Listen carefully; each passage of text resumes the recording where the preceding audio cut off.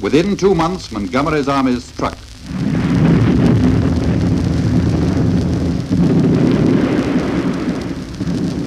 The sounds you are listening to now are the sounds of the 8th Army's artillery barrage, blasting open at El Alamein a triumphant road that led on to Tripoli and Rome.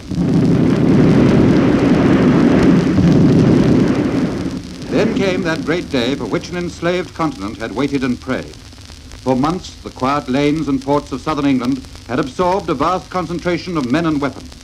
Behind locked doors in London, service commanders and scientists had planned and replanned the greatest amphibious invasion in military history.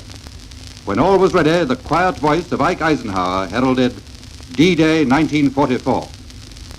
People of Western Europe, a landing was made this morning on the coast of France by troops of the Allied Expeditionary Force.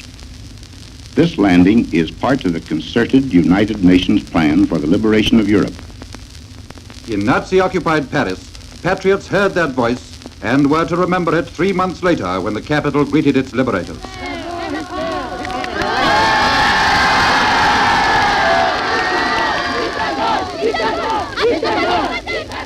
But El Alamein, Rome, Paris, Brussels are milestones.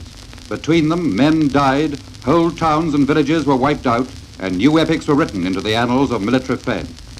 At Arnhem, for 8 days, the 1st Airborne Division clung desperately to a bridgehead ringed and pulverized by Nazi guns, mortars, and bombs. If you want to know what hell sounds like, listen to this recording made at Arnhem itself by one of the men who came back, BBC correspondent Stanley Maxtead. You can hear the kind of flak that those planes are flying through. It's absolutely like hail up there.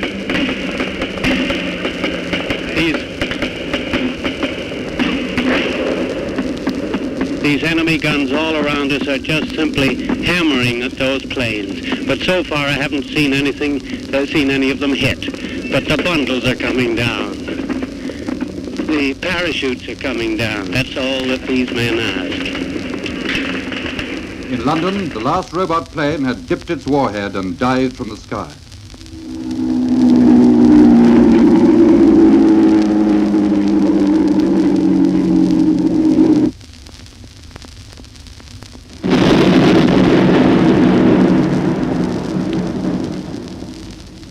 One final trick was to be pulled out of the bag of perverted Nazi science before the British people knew the peace of friendless skies.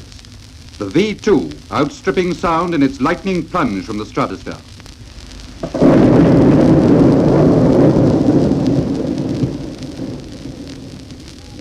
But now the Allied armies were chasing the shattered Wehrmacht across the Rhine. We're in. The Buffalo dips its nose down the bank, and now it's opening up full power.